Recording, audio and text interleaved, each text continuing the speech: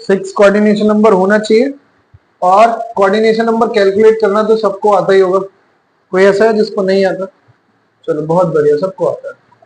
Octahedral geometry अगर आप बनाओगे तो मेटल, ये हमारे 3 एक्सिस हैं, ठीक है। तीनों एक्सिस पे आपके लीगेंड आएंगे, यहाँ पे भी लीगेंड होगा, ये सब लीगेंड पोजीशन है। तो ये जो डायग्राम है इसको बोलते हैं ऑक्टाहेड्रल डायग्राम। कौन सा डायग्राम है ये? ऑक्टाहेड्रल। मैंने लास्ट लेक्चर में आपको बताया था कि लीगेंड की अप्रोच जो होती है वो एक्सियली होती है, बताया था। और अगर लीगेंड इसको एक्सियली अप्रोच कर रहा है और बॉन्ड भी किस जगह बन रहा है? एक्सिस पे ही बन रहा है। बॉन्ड एक्सिस पे फॉर्म हो रहा है, लीगेंड की अप्रोच भी एक्सियल है, तो इसका मतलब रिपल्शन वैल्यू किसकी पड़ेगी? एक्सियल की या नॉन एक्सियल की? बॉन्ड एक्सिस पे फॉर्म हो रहा है, लीगेंड भी एक्सिस पे आ रहा है, इलेक्ट्रॉन डेंसिटी एक्सिस पे है, तो रिपल्शन किसका बढ़ेगा? एक्सिस का या फिर प्लेन का? एक्सिस का रिपल्शन बढ़ेगा। और रिपल्शन अगर बढ़ेगा तो स्प्लिटिंग होगी, टूटेगा। और स्प्लिटिंग अगर होगी तो मैंने लास्ट लेक्चर में भी बोला था, जिसकी रिपल्शन वैल्यू ज्यादा होगी उसकी एनर्जी ज्यादा हो जाएगी, जिसकी रिपल्शन वैल्यू कम होगी उसकी एनर्जी कम हो जाएगी। यही तो बताया था। और डी के अंदर 5 ऑर्बिटल होते हैं, 5 में से 2 एक्सियल होते हैं और 3 प्लेनर होते हैं, नॉन एक्सियल होते हैं। तो जो एक्सियल ऑर्बिटल है उनकी एनर्जी क्या हो जाएगी? इंक्रीज। और उसको बैलेंस करने के लिए जो नॉन एक्सियल ऑर्बिटल्स है उनकी एनर्जी क्या हो जाएगी? डिक्रीज हो जाएगी, ठीक है। और डी ऑर्बिटल की जो डी जनरेसी है, डी जनरेसी माने इक्वल एनर्जी, वो क्या हो जाएगी? ब्रेक हो जाएगी। क्या हो जाएगी? ब्रेक। और इसीलिए इस वर्ड को हम यूज करते हैं स्प्लिटिंग। क्या यूज करेंगे? स्प्लिटिंग। अब डी ऑर्बिटल बना लेते हैं। ये वाला तो तुम्हें पता ही होगा, ऑक्टाहेड्रल का डायग्राम ऐसा होगा। इसको बनाने की, चलो बना लो, लिख लो। In octahedral complex, in octahedral complex, electron densities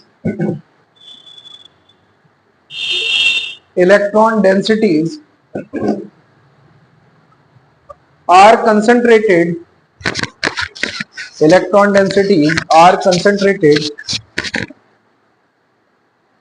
at the axis and ligand approaches to the metal and ligand approaches to the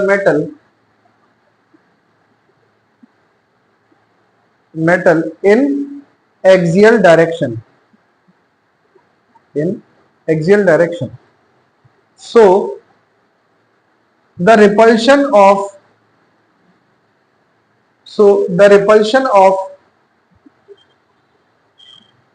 d orbitals for axial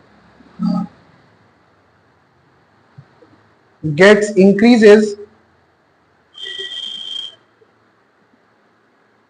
and it will split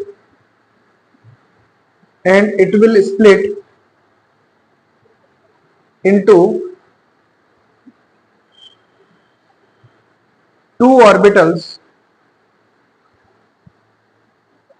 two set of orbitals, sorry, split into two set of orbitals name as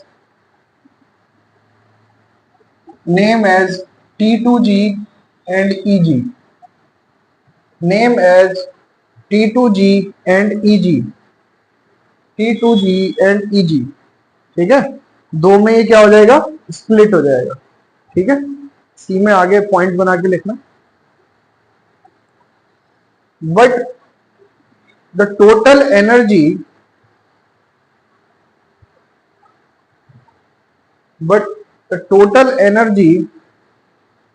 of orbitals remain conserved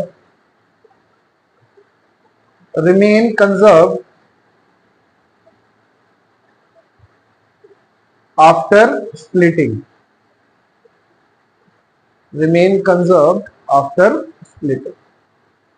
ठीक है।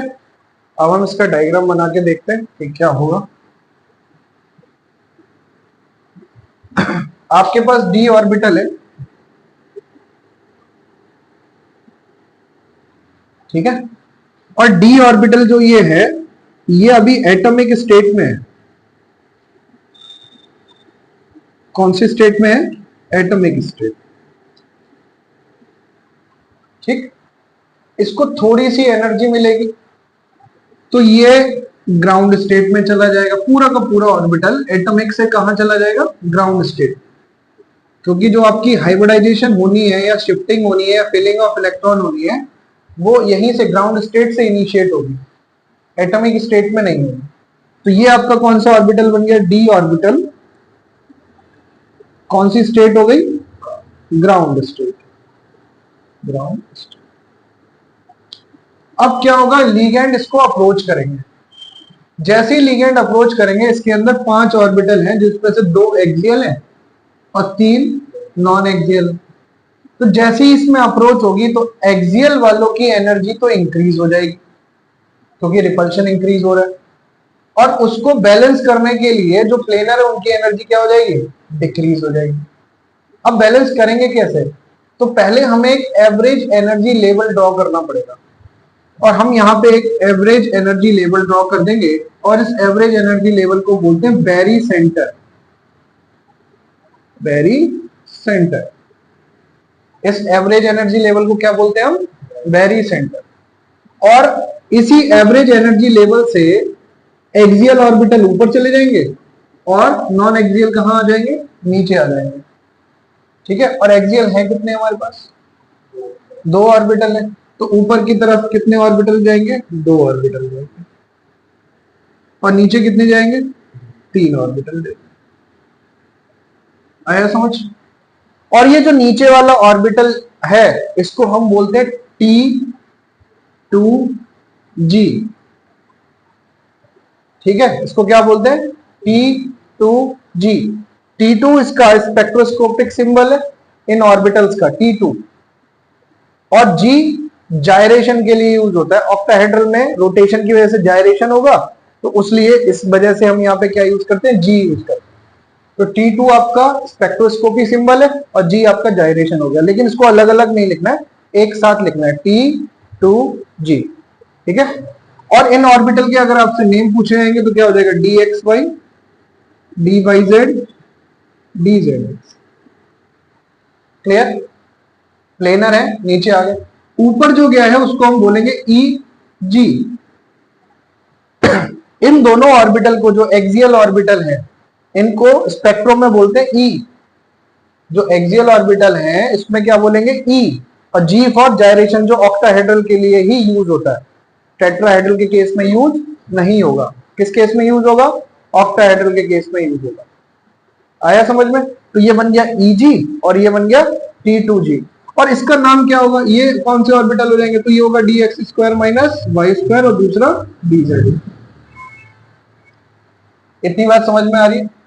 अब एक और बात ध्यान रखना याद करने की, T2G में 3 लेटर है तो ऑर्बिटल भी 3 होंगे, और ऊपर 2 ही लेटर आ रहे हैं तो ऑर्बिटल कितने होंगे? 2 होंगे। एक्सियल की ऑक्टाहेड्रल में एनर्जी इंक्रीज होती है तो वो हमेशा ऊपर की तरफ रहेगा, और नॉन एक्सियल की डिक्रीज होती है तो वो कहां चला जाएगा? नीचे चला जाएगा। अब ऊपर से लेके नीचे तक का जो गैप होता है, एनर्जी का गैप, इसको बोलते हैं डेल्टा नॉट, यानी डेल्टा O। क्या बोलते हैं इसको? Delta O। नीचे से लेके ऊपर तक एनर्जी गैप तो है ना, इसको क्या बोलेंगे हम? Delta O। और ये जो डेल्टा O होता है इसको बोलते हैं crystal field splitting energy, CFSE। और ये किसके लिए है? O किसके लिए लगाया हमने? ऑक्टाहेड्रल के लिए, फॉर ऑक्टाहेड्रल। टेट्राहेड्रल होगा तो हम यहाँ पे इसके सब्सक्रिप्ट में क्या लगा देंगे? T लगा देंगे। ये कैसा है? ऑक्टाहेड्रल है तो क्या लगाएंगे? O लगेंगे। बात समझ में आई? तो ये T2G से EG तक की जो एनर्जी गैप डिफरेंस है उसको शो कर रहा है, ठीक। अब ये जो हमने एवरेज एनर्जी लेवल बनाया तो इसकी एवरेज एनर्जी लेवल से इसकी वैल्यू इंक्रीज हो गई और इसकी वैल्यू क्या हो गई, डिक्रीज हो गई। तो जो वैल्यू इंक्रीज हुई है वो पर इलेक्ट्रॉन हमेशा क्या रहेगी, कांस्टेंट रहेगी।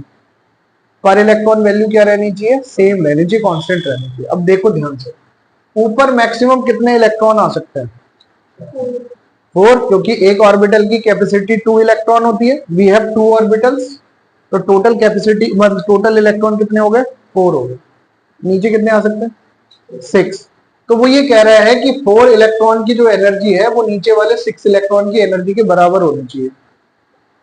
इलेक्ट्रॉन्स की एनर्जी यानी ऊपर वाले इलेक्ट्रॉन्स की एनर्जी नीचे वाले इलेक्ट्रॉन्स की एनर्जी के बराबर होनी चाहिए।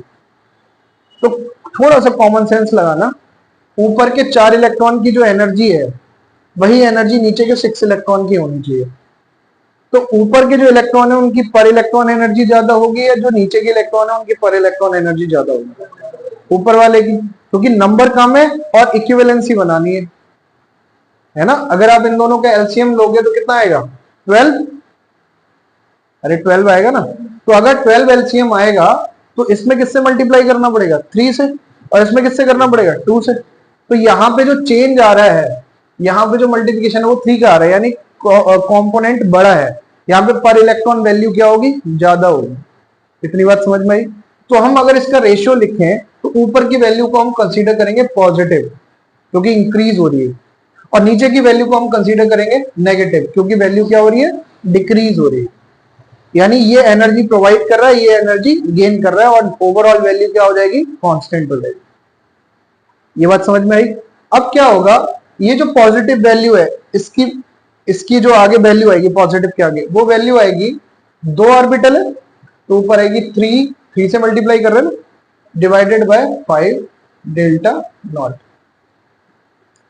और यहां पे जो वैल्यू आएगी वो आएगी -2/5 डेल्टा नॉट। आपने मोल फ्रैक्शन निकालना तो सीखा ही है, उसी तरीके से है।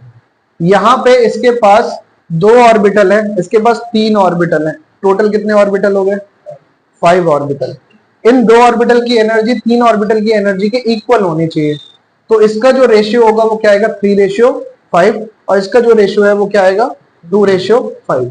और साथ में हमें क्या लगाना पड़ेगा, डेल्टा नॉट। डेल्टा नॉट क्या है, crystal field splitting energy for octahedral, यानी T2G से EG तक की जो एनर्जी गैप है उसको हम बोलते हैं।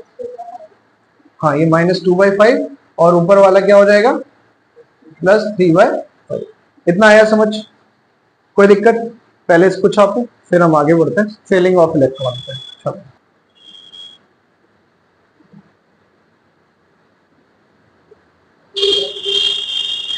डन।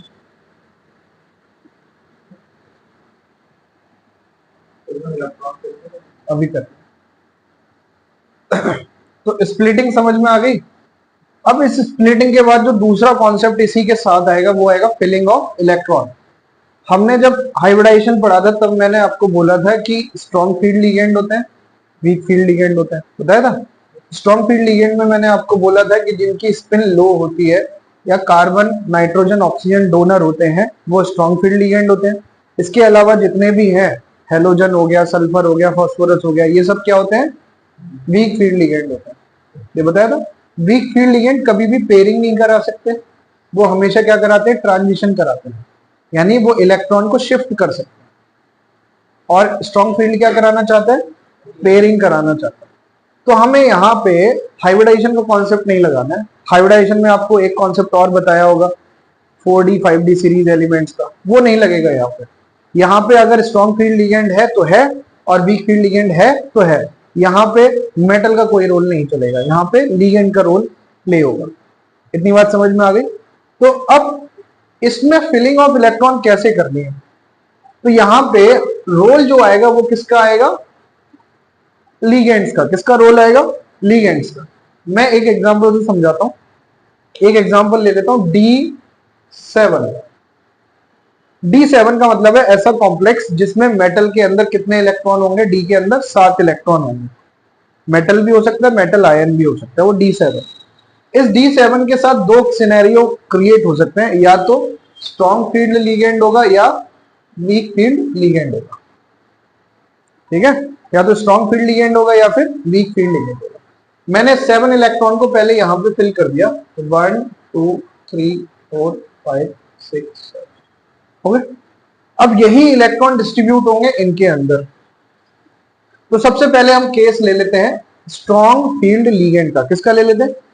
स्ट्रॉन्ग फील्ड लीगेंड का मतलब यह है कि वो पेयरिंग को आसानी से करा सकता है एज कंपेयर टू ट्रांजिशन। यानी यहां से ऊपर तक जाने में जो एनर्जी खर्च हो रही है उसी को तो डेल्टा नॉट बोल रहे हो आप, एनर्जी गैप।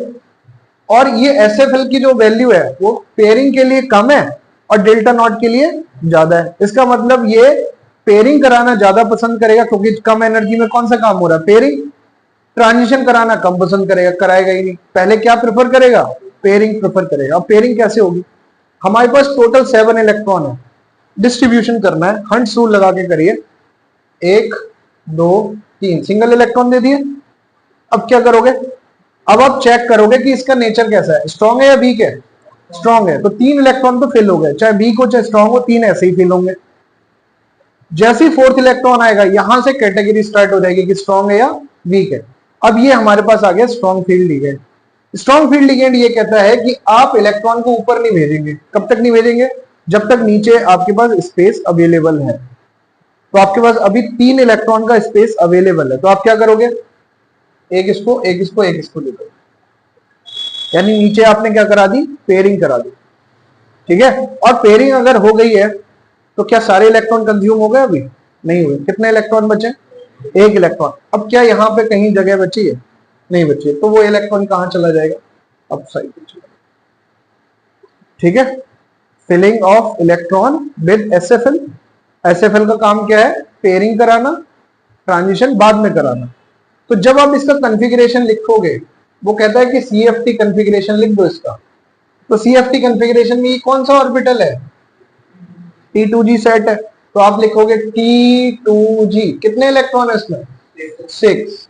फिर EG लिखोगे, EG में कितने इलेक्ट्रॉन है? 1। ये इसका CFT कॉन्फ़िगरेशन हो गया। आपसे पूछेगा अनपेयर्ड इलेक्ट्रॉन बता दो, तो अनपेयर्ड क्या नीचे कहीं पे अनपेयर्ड इलेक्ट्रॉन है? यहां चेक नहीं करना है, यहां चेक करना है अनपेयर्ड इलेक्ट्रॉन। क्या कोई अनपेयर्ड इलेक्ट्रॉन है? नहीं है। ऊपर तो यहाँ पे अनपेयर्ड इलेक्ट्रॉन कितने आ गए? 1। अगर एक भी अनपेयर्ड इलेक्ट्रॉन आया तो पैरा या डाया? पैरामैग्नेटिक होगा। कैसा होगा? पैरामैग्नेटिक। बात समझ में आई? ये कौन सा केस है? With strong field ligand. तो लिखो filling of electrons, filling of electrons in CFT diagram, in CFT diagram। ठीक है, तो उसमें लिखना D7 plus SFL, D7 plus SFL strong field ligand. D7 plus SFL। SFL के ब्रैकेट में लिखना pairing energy is less than delta not. SFL तो जानते ही हो, ये तो आपको पता ही होगा। एसएफएल माने स्ट्रॉन्ग फील्ड लिगेंड। तो यहाँ पे पेयरिंग एनर्जी लेस है as compare to delta nought. ठीक है, ये लिखो और उसके बाद ये डायग्राम बना दो। जल्दी जल्दी से बना दो, ज्यादा बड़ा बनाने की जरूरत नहीं है। ये सब मत लिखना dx² माइनस y² dz², सीधे लिखना EG और यहाँ पे लिखना T2G। एनर्जी गैप भी मत लिखना क्योंकि आप ऑलरेडी एक बार लिख चुके हो। सीधे सीधे आप वही बता दो। बता देता हूँ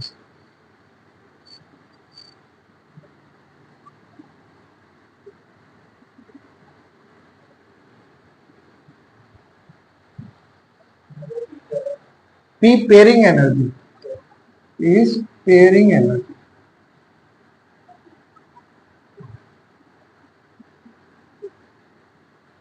वीक फील्ड लिगेंड के साथ।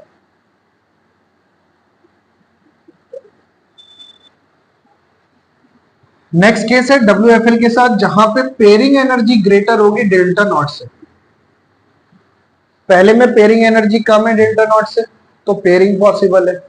अब पेयरिंग एनर्जी ज्यादा है डेल्टा नॉट से, यानी यहां से यहां तक इलेक्ट्रॉन ले जाना इजी है एज कंपेयर टू पेयर करना। तो आप कौन सा काम प्रेफर करोगे? इलेक्ट्रॉन का ट्रांजिशन करना प्रेफर करोगे, यानी नीचे से इलेक्ट्रॉन ऊपर ले जाना प्रेफर करोगे। ठीक है, और जब ऐसा काम करोगे तो आपको इलेक्ट्रॉन की फिलिंग करनी कैसे, देखो ध्यान से। सेम कंडीशन है हमारे पास D7 with WFL weak field ligand, okay, जिसके लिए pairing energy is greater than delta not, यानी पेयरिंग कराना मुश्किल है, महंगा है एज कंपेयर टू ट्रांजिशन कराने से। तो ट्रांजिशन कराना हमारे लिए इजी होगा, अवेलेबल होगा, हम वही कराएंगे सबसे पहले। तो वी हैव 7 इलेक्ट्रॉन्स, 7 इलेक्ट्रॉन्स है। ट्रांजिशन तब होगा जब नीचे एक इलेक्ट्रॉन आ जाएगा, एक एक इलेक्ट्रॉन, ऐसा नहीं कि आते ही ट्रांजिशन करा दें। अभी तो ऑर्बिटल पूरे खाली है ना, तो जब ऑर्बिटल खाली है तो आप क्या करोगे, इन तीनों ऑर्बिटल में T2G के एक एक इलेक्ट्रॉन को ट्रांसफर कर दोगे। कर दिया ट्रांसफर, हाफ फिल्ड हो गए। अगर मैं इसमें एक और इलेक्ट्रॉन ट्रांसफर करूंगा तो ये पेयर होना स्टार्ट होंगे, जो नहीं करना है। अब हमारे पास फोर्थ इलेक्ट्रॉन है, ये तो 3 हो गए। फोर्थ इलेक्ट्रॉन कहां पे ट्रांसफर कर दो, ऊपर की साइड में, तो हमने यहाँ पे एक इलेक्ट्रॉन दे दिया, फिर एक और इलेक्ट्रॉन दे दिया। टोटल कितने इलेक्ट्रॉन हो गए, 5 हो गए। कोई पेयर हुआ अभी तक नहीं हुआ। अब जो 6 इलेक्ट्रॉन है उसके पास पॉसिबिलिटी है पेयर होने की, क्या सिंगल जाने की पॉसिबिलिटी है उसके पास? नहीं है, सारे ऑर्बिटल ऑक्यूपाई हो चुके हैं, तो उसके पास तो केवल पेयरिंग होनी है, सिंगल जा नहीं सकता। और पेयरिंग अगर होनी है तो क्या वो हाई एनर्जी पे पेयर करेगा या लो एनर्जी पे पेयर करेगा? लो एनर्जी पे पेयर करेगा। हमेशा काम कम एनर्जी वाला होता है। भाई ट्रांसमिट कराना आसान था, ट्रांजिशन करा दिया उसने, लेकिन अब बात पेयरिंग की है, क्योंकि अगर ऊपर भी कराएगा तो भी पेयरिंग करानी है, नीचे कराएगा तो भी पेयरिंग करानी है। अगर ऊपर कराता है तो पहले तो डेल्टा नॉट के बराबर एनर्जी खर्च करेगा, प्लस पेयरिंग के बराबर और एनर्जी खर्च करेगा, तो डबल एनर्जी खर्च होगी। तो उससे बेहतर यह है कि वो नीचे कौन सी एनर्जी खर्च कर दे, पेयरिंग एनर्जी खर्च कर दे, ट्रांजिशन कराए ना। तो जब सबको एक एक इलेक्ट्रॉन मिल जाएगा, दोनों के दोनों ऑर्बिटल्स T2G और EG हाफ फिल्ड हो जाएंगे, तो दोबारा से हमें कहां पे आना है, T2G पे आना है, और T2G पे फिर से पेयरिंग स्टार्ट करनी है, यानी जो रिमेनिंग इलेक्ट्रॉन है उनको फिल करना स्टार्ट करना। तो टोटल 5 इलेक्ट्रॉन्स तो ऑक्यूपाई हो गए। कितने इलेक्ट्रॉन बचे हैं?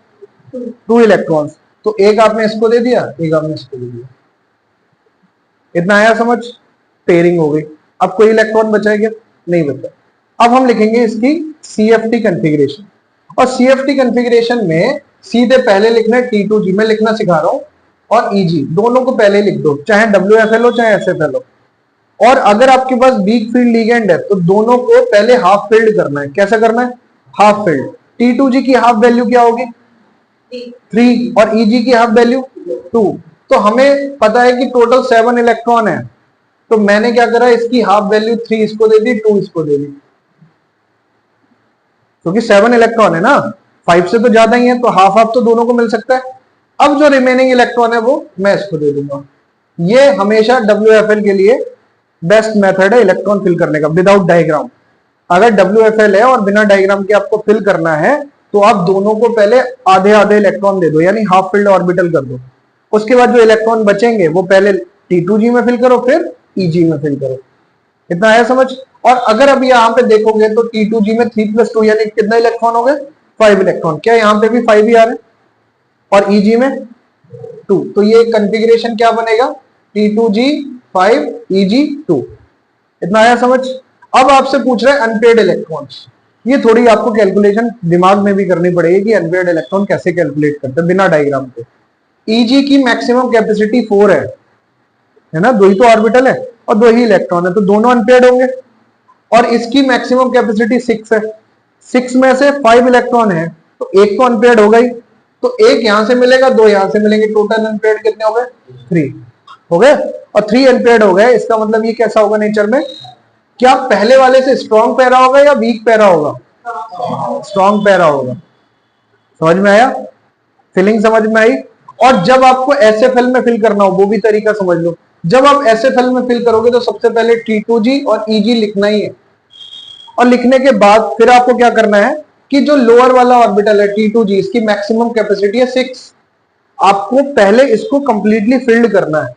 अगर आपके पास 4 इलेक्ट्रॉन है तो 4 ही आएंगे इसके अंदर, आपके पास 5 इलेक्ट्रॉन है तो 5 ही आएंगे इसके अंदर, आपके पास 10 इलेक्ट्रॉन है या 6 इलेक्ट्रॉन है या 7 इलेक्ट्रॉन है, तो सबसे पहले आप इसको फिल करोगे, फिर जो बचे हुए इलेक्ट्रॉन है वो ऊपर जाएंगे। SFL में पहले T2G को कंप्लीटली फिल करते हैं, WFL में पहले दोनों को हाफ फिल्ड करते हैं। ठीक है? कॉन्फ़िगरेशन लिखने का इससे बेस्ट तरीका कोई और है नहीं। बात समझ में आ गई? ये ध्यान रखना।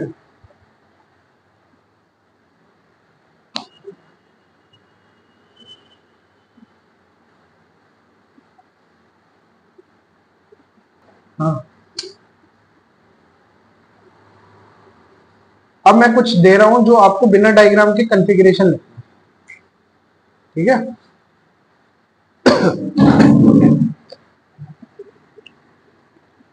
आपके पास जो कॉन्फ़िगरेशन है वो D5 का है, एक SFL के साथ लिखना है और एक WFL के साथ। एक है आपके पास D7 का करा दिया, 9 का कर लो SFL के साथ, WFL के साथ, ठीक है। और मैक्सिमम जो एग्जाम में आता है वो भी कर लो, D6 with SFL WFL। Method similar है जो अभी मैंने आपको एक्सप्लेन किया, नहीं लिखना है, उसके ऊपर 0 लिखना है। चलो बाकी आप करते रहो, मैं यहाँ पे लिख देता हूँ। अगर D6 SFL है, मैं पहले ही बोल रहा हूँ कि सबसे पहले T2G और EG लिख लो, और अगर स्ट्रॉन्ग फील्ड है तो इसका मतलब T2G पहले पूरा भरेगा और फिर इलेक्ट्रॉन अगर बचेगा तो EG में जाएगा, और T2G की मैक्सिमम कैपेसिटी होती है 6 and we have only 6 electrons. तो क्या EG के लिए कोई इलेक्ट्रॉन बचेगा? नहीं बचेगा, तो सारे के सारे इसमें आ गए, EG 0 हो गया। और सारे अगर इसमें आ गए तो ये कंप्लीटली फिल्ड हो गया, एक भी अनपेयर्ड इलेक्ट्रॉन बचेगा क्या? नहीं बचेगा, तो n की वैल्यू हो जाएगी 0। पैरा या dia? Diamagnetic, n is equal to 0 यानी डाया मैग्नेटिक, ठीक है।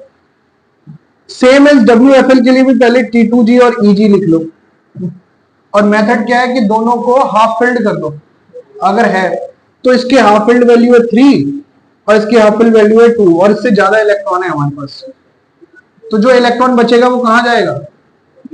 T2G में जाएगा, तो इसमें 1 इलेक्ट्रॉन आ गया, तो इसका कॉन्फ़िगरेशन क्या बनेगा? T2G4 EG2। और अनपेयर्ड इलेक्ट्रॉन, भाई दो तो इसके अनपेयर्ड हो गए और दो इसमें अनपेयर्ड होंगे, क्योंकि आपने एक प्लस किया है ना, तो दो बचेगा, तो यहाँ पे टोटल n की वैल्यू होगी 4। बताओ पैरा या डाया? Para magnetic. कैसा होगा? Para magnetic. D5 में देख लो, अगर मैं इसका लिखूंगा तो ये आएगा T2G5 EG0, और इसके अंदर एक इलेक्ट्रॉन की जगह अभी बाकी है, इसका मतलब इसकी अनपेयर्ड वैल्यू होगी 1, तो ये हो गया पैरामैग्नेटिक। इसमें अगर आप देखोगे तो T2G EG लिखेंगे, 5 इलेक्ट्रॉन को डिस्ट्रीब्यूट करने, तो 3 इसके 2 इसके, तो T3 और 2 5, तो n की वैल्यू हो गई 5, क्योंकि दोनों खाली बैठे हैं, अनपेयर्ड है। D9, इसमें आप चेक करोगे तो दोनों का एक जैसा ही कॉन्फ़िगरेशन आएगा, तो आपने क्या करा? T2G EG लिखा, पहले ये कंप्लीटली फिल्ड करना है, तो 6 इलेक्ट्रॉन आ गए, रिमेनिंग 3 वो कहां जाएंगे? EG के पास, तो हमने 3 इसको दे दिए, ठीक है। WFL तो क्या लिखेंगे? T2G EG, T2G में कितने इलेक्ट्रॉन देने? 3, इसमें कितने देने? 2, रिमेनिंग 4 इलेक्ट्रॉन्स अभी हैं, तो 4 में से 3 तो चाहिए इसको, और बचा कितना? 1, तो 1 इसमें आ जाएगा, तो इसको सही करके लिख दो, तो T2G 6 EG कितना आया? 3। तो अनपेयर्ड इलेक्ट्रॉन की बात करोगे तो इसमें अनपेयर्ड इलेक्ट्रॉन आएगा 1, और यहाँ पे भी अनपेयर्ड इलेक्ट्रॉन आएगा 1, यानी दोनों के दोनों क्या होंगे? पैरामैग्नेटिक होंगे, यानी इस कॉन्फ़िगरेशन पे लिगेंड का इफेक्ट नहीं होता, चाहे आपका लिगेंड स्ट्रॉन्ग है चाहे आपका वीक है, सेम रहता है, ठीक है। तो ऑक्टाहेड्रल के लिए ऐसे कौन कौन से हैं? तो D1, D2 और D3, इनके लिए सेम रहता है, चाहे लिगेंड कोई सा भी हो, स्ट्रॉन्ग या वीक। और D8, D9 और D10, तो ये आपके 6 ऐसे सेट हैं जिनके लिए इलेक्ट्रॉनिक कॉन्फ़िगरेशन क्या रहता है? सेम रहता है, चाहे आपका लिगेंड कोई भी हो, चाहे स्ट्रॉन्ग फील्ड हो चाहे वीक फील्ड हो, ठीक है। इसीलिए इनमें से क्वेश्चन सबसे कम आते हैं। तो जो बच गए, कौन कौन से बचे?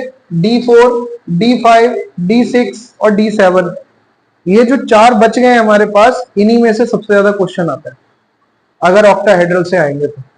और बहुत क्लियर कट क्वेश्चन आता है कि CFT कॉन्फ़िगरेशन लिखना है, और CFT कॉन्फ़िगरेशन में जरूरी नहीं कंपाउंड देगा पहचानने के लिए, हो सकता है कि इसी मेथड में दे दे, D6 प्लस SFL, आराम से लिख सकते हैं। समझ में आया? बात समझ में आ रही है? क्लियर है? कोई डाउट किसी को इसमें? कर लोगे ऑक्टाहेड्रल वाला। अब इसके बाद आता है टेट्राहेड्रल। टाइम है अभी? 10 मिनट है तो कल हम करेंगे इसका टेट्राहेड्रल। और है? कौन सा डायग्राम? ये बेटा बनाने को आते हैं तो जब आप